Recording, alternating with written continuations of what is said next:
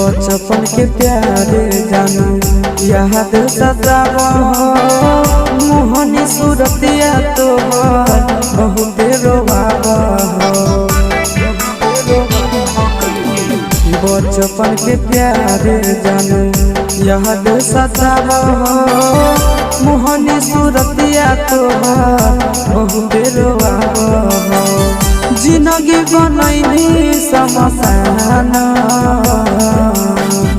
जिंदगी बनैनी समसान पगला पगला कहानी पगले बनैनी गे छोड़ी ससुराल चली गे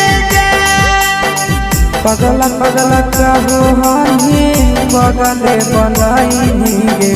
छोड़ी ससुराल